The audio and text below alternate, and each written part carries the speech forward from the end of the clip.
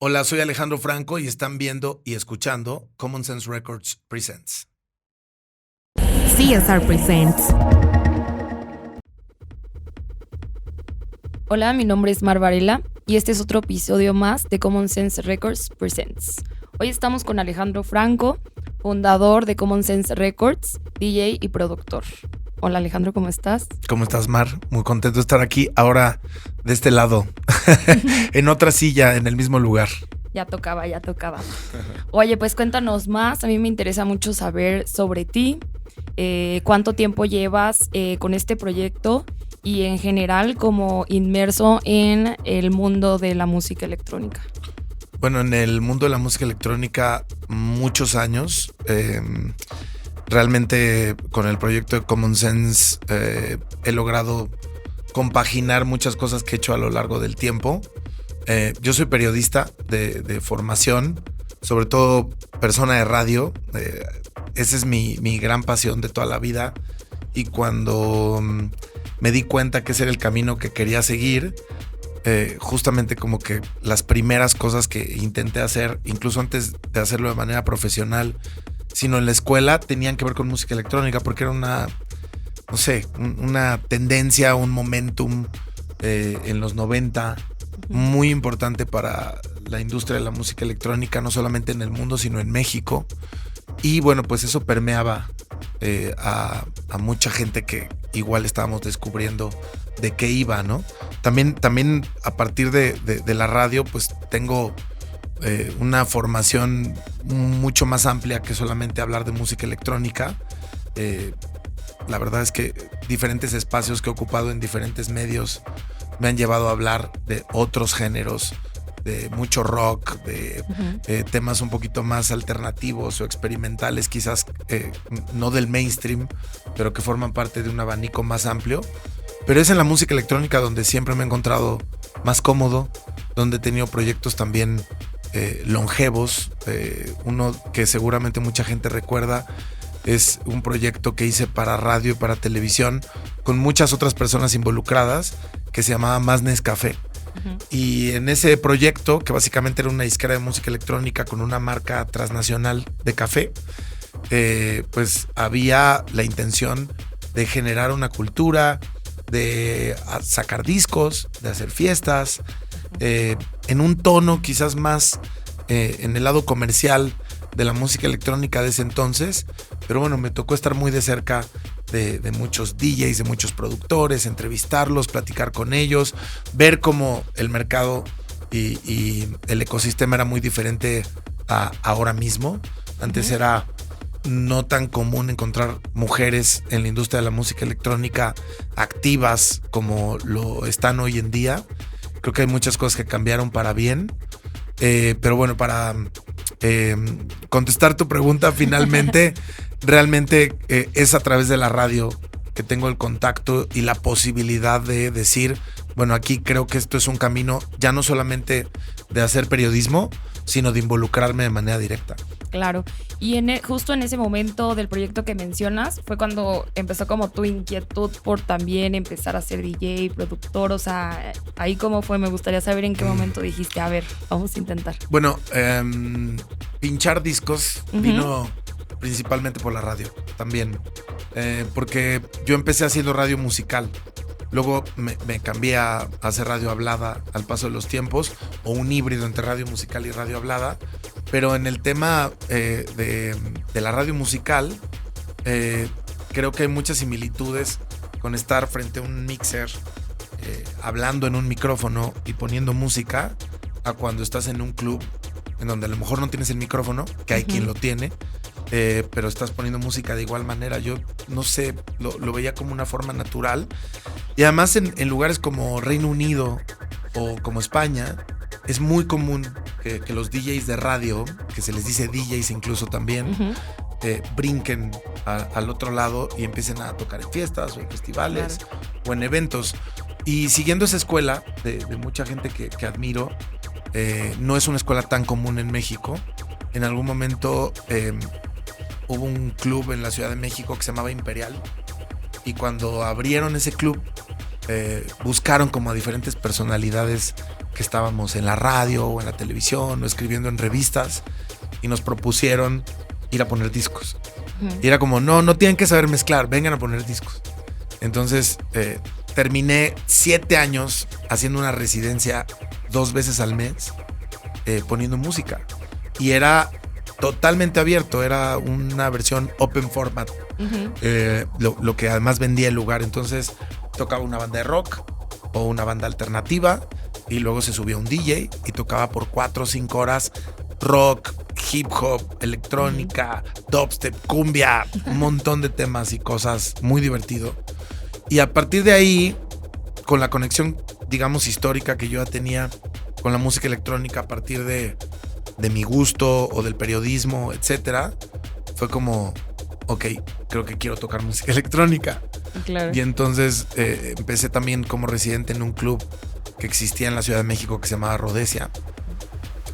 Fui muy feliz en esa etapa entre los 2 lugares porque en uno tocaba open format y lo que se me diera la gana y en el otro empecé a encontrar mi camino en la música electrónica y bueno, luego decidí ya solamente tocar música electrónica y a partir de ahí empezó otro camino que fue lo que finalmente me llevó al techno, que fue una curva, no fue de inmediato. ¿Y cómo fue eso? ¿Hubo como alguna experiencia o algunas personas que como que te guiaron por la parte de la cultura techno? Bueno, en realidad hay una persona y hay un viaje. Un gran amigo mío que actualmente colabora también conmigo en el tema, sobre todo de techno y geopolítica en mi programa de radio. Se acercó conmigo un día para decirme que iba a ir a Tbilisi, a Georgia, Europa del Este, y que iba a tener contacto con un club que se llama Bassiani y que estaría, si yo estaba interesado, reportando en una revista que hacemos en esta misma oficina, ecosistema de Common Sense que se llama Warp. Y entonces me ofreció un artículo en Warp para contarme cómo había un club subterráneo en un estadio que construyó Stalin y cómo las albercas olímpicas subterráneas se habían convertido en las pistas, ¿no? Bueno, la pista de baile de Bassiani.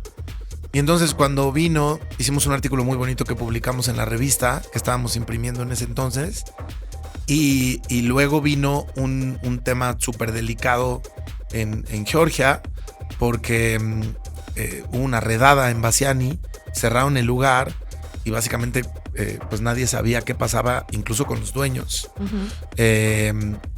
Hubo una presión mediática y de industria muy importante, o sea, la noticia estaba desde la BBC, CNN, evidentemente medios especializados en música, sobre todo los de música electrónica, DJs, productores, incluso no solo de techno, de otros géneros, que empezaron a decir, oigan, hay que voltear a lo que está pasando en Tbilisi porque es una injusticia, se les está acusando de algo que no pasó. Y además había 15,000 personas afuera del parlamento en Georgia. Y entonces entré yo como en esta conversación con mi amigo y le dije, oye, pues tú acabas de ir, deberíamos, apoyar desde acá. E hicimos como todo un gran noise, ¿no? Un gran ruido en México acerca de lo que estaba pasando allá. Y luego liberaron a los dueños, volvieron a abrir Bassiani. Y todo regresó más o menos a la normalidad. Pero fue en ese momento que yo realmente adquirí un interés ya no por la música, sino también por lo que socialmente significa el techno o el underground, digamos, de cepa. Lo que es real underground y no necesariamente lo que aparenta ser, ¿no? En una estética quizás más berlinesa. Claro. Me di cuenta que era un movimiento social y me di cuenta que había 15,000 personas en un lugar de ultraderecha en Europa del Este donde hablar de tu preferencia sexual es un tema dificilísimo o puede ser realmente peligroso o sencillamente cargar con un churro de marihuana puede significar 15 años de cárcel. Cuando me di cuenta que eso significaba para ese lugar, me interesé mucho. Unos meses después debuté con un set de techno en Bassiani. Y después de ahí fuimos a un Amsterdam Dance Event. Ujú. Y mi amigo solamente siguió abriendo la brecha para mí, ¿sabes? Me decía, ahora vamos a esto, ahora vamos a escuchar esto, ahora vamos a ver tal disquera, etcétera. Y hubo cosas que vi en ese viaje que me influenciaron para siempre. Yo ya producí algunos eventos que tenían que ver con música electrónica en México y en Tulum y en otros lados. Y cuando regresé de ese viaje, después de haber tocado en Bassiani, que hoy en día no sé cómo lo hice porque fueron, no sé, casi 6 horas tocando y no tenía ni de cerca el repertorio que hoy ya puedo tener.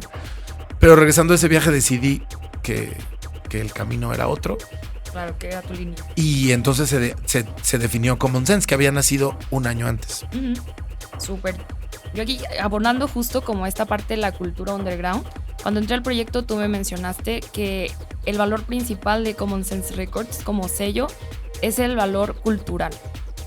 ¿Cómo explicarías eso? ¿Qué es eso pensándose en un contexto social como México?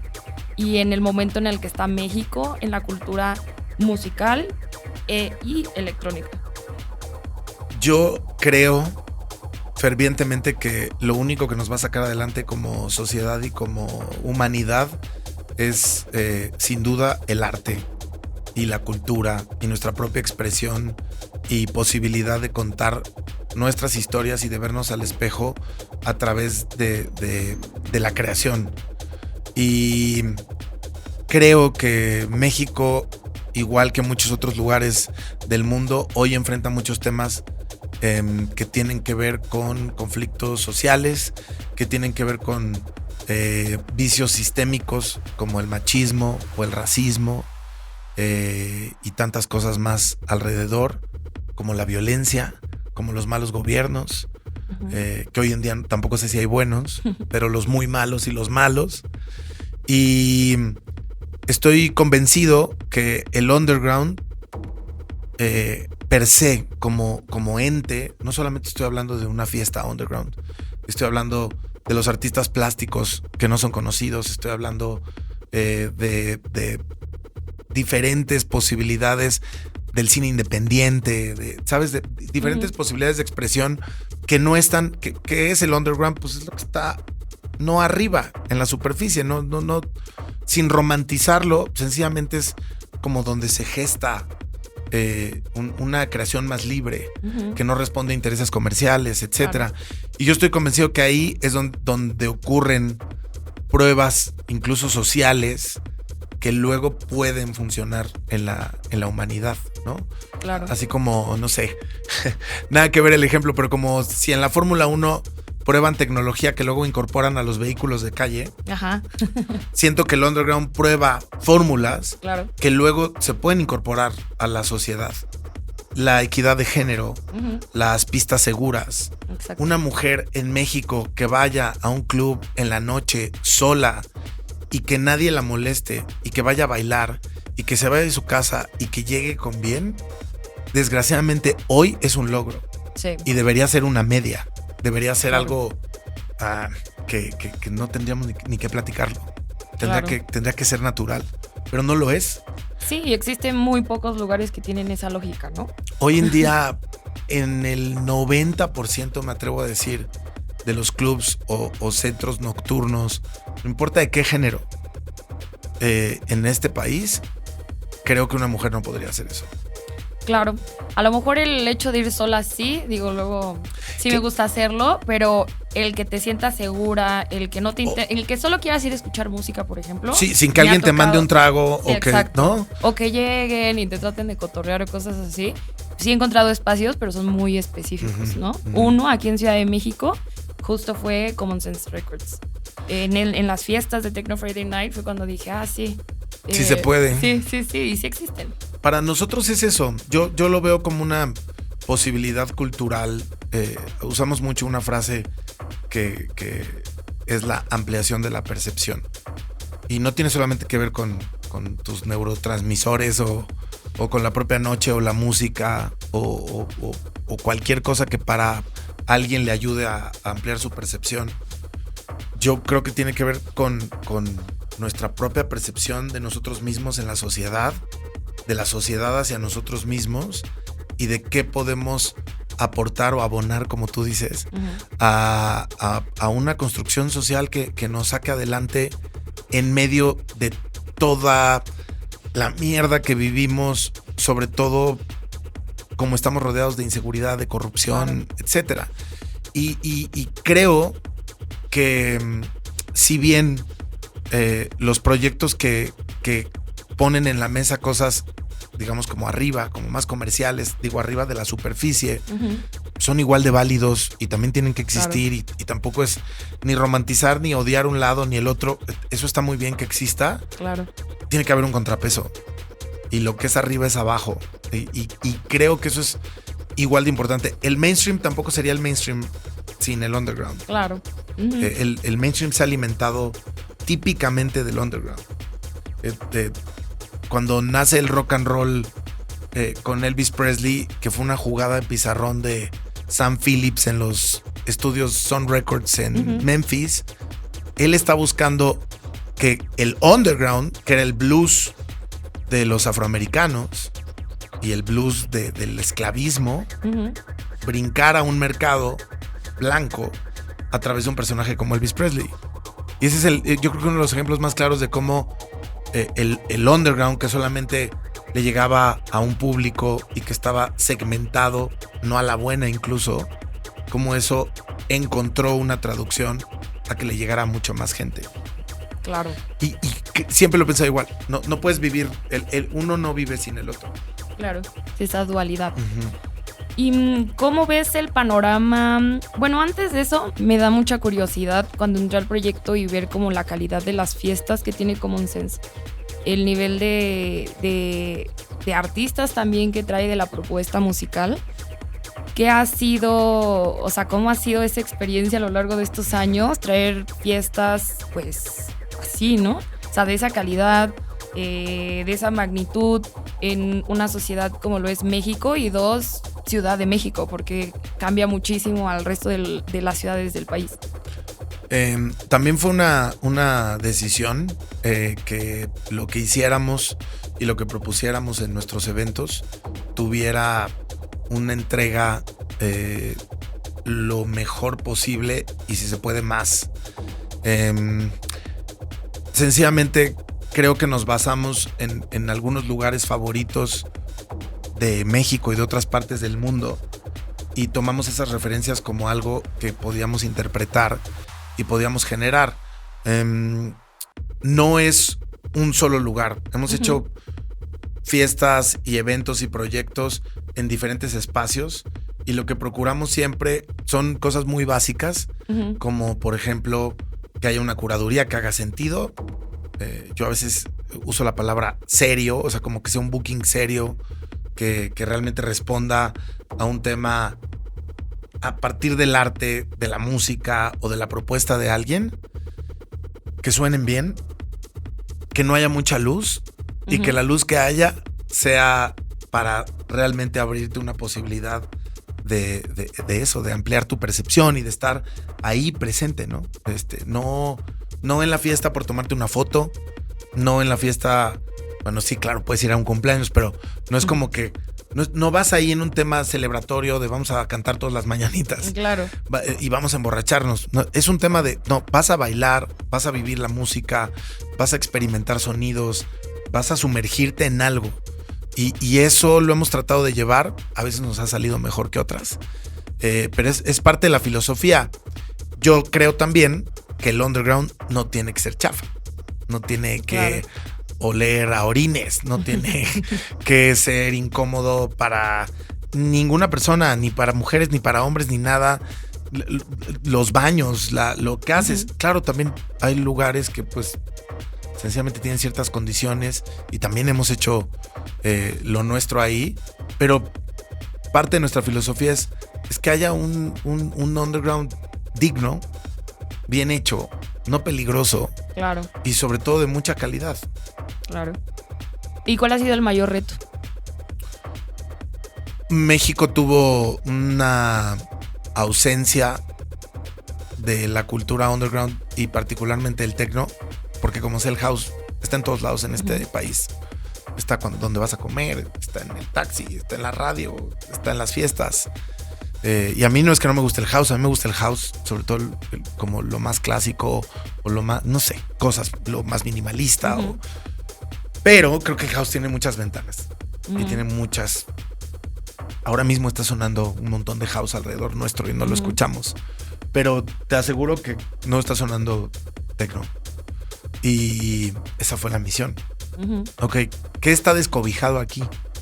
Que tiene tradición en México. Hay artistas impresionantes de los 80, de los 90 en nuestro país, pero luego vino una especie, no sé, de autobloqueo, de pausa, de bache por prácticamente 20 años. Claro. Y fue como, ok, vamos a hacerlo, pero pues claro, ¿hacer qué? Si de pronto en México se le dice techno. Mucha gente le llama música electrónica, a la música electrónica en general, en este país le llaman techno. Claro. No importa lo que sea. Sí, el término se volvió como pop, ¿no? Entonces, exacto, y el mayor reto es ese. Para nosotros es cómo culturizamos y decimos, no, esperen, esto es otra cosa. Claro. Y el gusto se rompe en géneros y no pasa nada si te gusta. Ahora está muy de moda que muchos dicen debería llamarse hard pop, que es como hard techno sí. Muy comercial, con fragmentos de rolas de los 90, etcétera. Bueno, ahí está, dicen muchos, es el nuevo EDM, probablemente. Pero no voy al tema del gusto, de que si te gusta algo más que otro, eso es totalmente subjetivo. Voy al tema de que no podemos vivir en una ciudad tan grande como la Ciudad de México pensando en que hay 4 cosas y nada más. Claro, sería como hasta... Nos toca ampliar la oferta. Sí, claro. Sería como desmenuzar como los subgéneros de la música, pero luego ahí le veo un reto, porque cuando tengo estos temas con otros managers, promotores, DJs, productores, pues nos volvemos a lo mismo de que somos personas también que nos gusta demasiado la música, ¿no? Y tenemos como que ese gusto para desmenuzar y desmenuzar y desmenuzar la música en los subgéneros y demás, y creo que ahí se vuelve un reto, ¿no? También, como mencionas, como el ya quererlo como compartir, ¿no? Tal cual. Yo creo que es de las cosas más complejas, sobre todo para la gente que estamos en este lado de la industria, que vemos todo como que ves la Matrix, ¿no? Dices, no, bueno, si le quito esto ya se llama así, y si le pongo esto se llama de otra manera, y ellos son los que hacen este tipo y ellos otro, pero también para el público general no es así. Claro. No ven todo diagramado como la gente de industria, y traducir eso es de las cosas más complicadas que hay. Claro. Bueno, ¿y qué panorama tienes como de toda la escena? Hablando más como de escena, de industria, de la música electrónica, ¿qué panorama ves en los siguientes años para México? Pues pre y post pandemia, creo que las cosas han sido evolutivas en este lado del mundo, en el mundo del techno y del underground. El mejor ejemplo es Colombia. Yo creo que para la gente que dice, no, pero es que, ¿cómo crees? En México no puede pasar que haya una escena de techno seria, porque aquí lo que domina es el reggaetón. Espérenme, ¿y Colombia? O sea, Colombia sí hace mucho reggaetón, ¿no? O sea, claro, desde hace mucho. Y en Colombia ese género es muy importante desde hace mucho tiempo, y otros géneros también.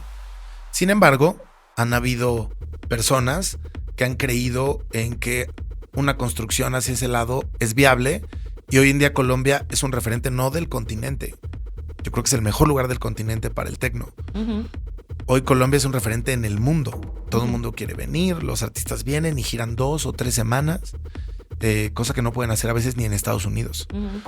Y por otro lado veo Estados Unidos y veo cómo, aunque Detroit y Chicago, que es donde nace el techno y el house respectivamente, pues siempre tendrán alguna escena, cosas como lo que está pasando en Los Ángeles con 6am y con otros promotores que están haciendo fiestas espectaculares, con lineups increíbles, con producciones brutales, como si estuvieras en un gran rave en Ámsterdam o en lugares que ya tienen mucha alcurnia en eso. Veo como hay clubs como Basement en Nueva York. Están también pasando proyectos independientes como Techno Snobs en Phoenix. pero también Boston. Y empiezas a ver ciudades que no eran techno y que están pasando. Y yo creo que México va a formar parte de ese eje, de todas estas ciudades de Estados Unidos, de Colombia, Argentina, tiene una escena de techno súper seria. Chile la ha tenido, ahora mismo no sé el estatus, pero hay como todo un camino, si nos vamos al continente completo. Canadá también lo tiene, digo, cada quien en su debida proporción y debido espacio. Pero me parece, incluso San Francisco, que siempre ha sido identificado como más house o de otro tipo como de gustos, ahora mismo empieza a tener una escena de techno. Y creo que México se convierte poco a poco en un hub. Ya no somos el único proyecto, tampoco lo éramos. No venimos a inventar nada, pero pues cada vez hay también más posibilidades, más oferta. Ya de pronto hay bookings que nos lo ganaron, queríamos hacerlo, pero no pudimos. Y creo que eso, lejos del entripado que te puede dar en el momento como promotor, que alguien te gane un booking que querías hacer, es positivo. Claro. El aftermath es totalmente positivo porque quiere decir que hay otros en el intento. Lo importante yo creo que es mantenerse en el intento y que alrededor pues va creciendo la demanda, ¿no? Súper. Y en la parte de Alejandro, siendo como promotor, ¿cuál es el booking que aspiras o que has logrado que esté así en el top de tu bucket list?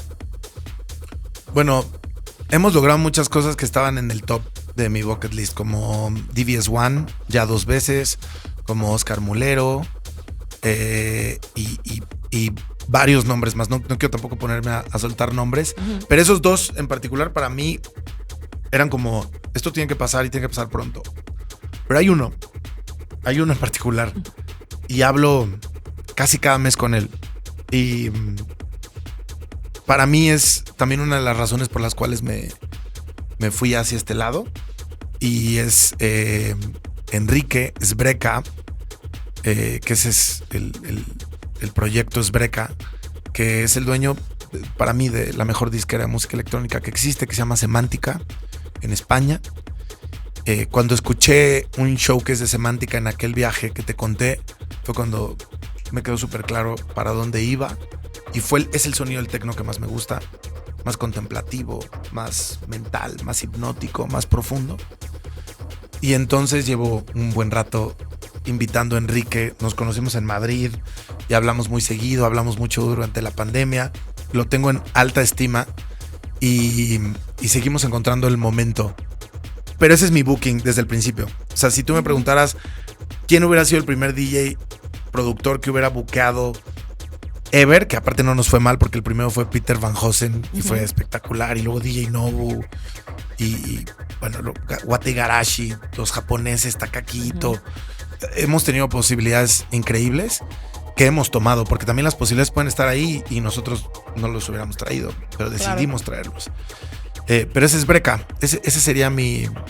En el momento en que eso pase, voy a sentir que logramos, por lo menos a nivel entendimiento o sentimiento, claro, un gol. Una hasta realización personal, ¿no? Sí, claro. Oye, pues me encantaría seguir platique, pero te tengo una última pregunta. Alejandro, como DJ y productor, ¿qué viene? Pues mira, como productor, una de mis metas es realmente meterme al estudio más tiempo y encontrar el camino para editar un EP en poco tiempo, en Common Sense.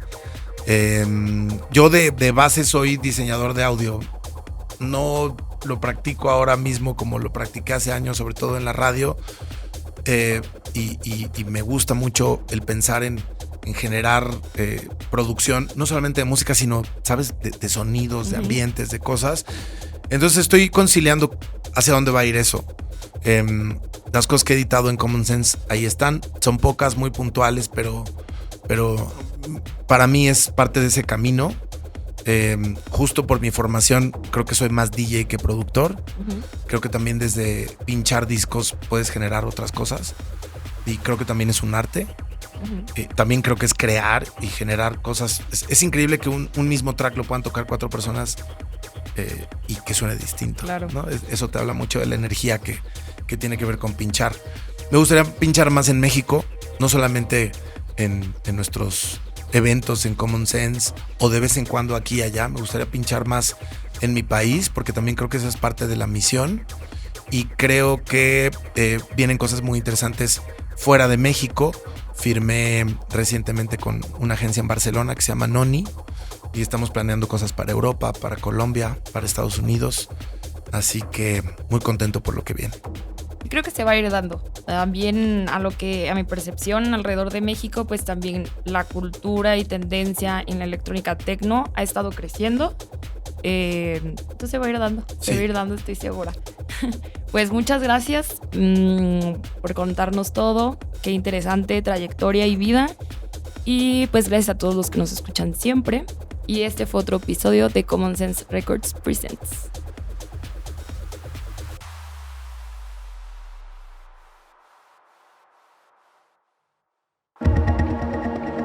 Las conversaciones que definen lo más relevante de la historia y la cultura del techno.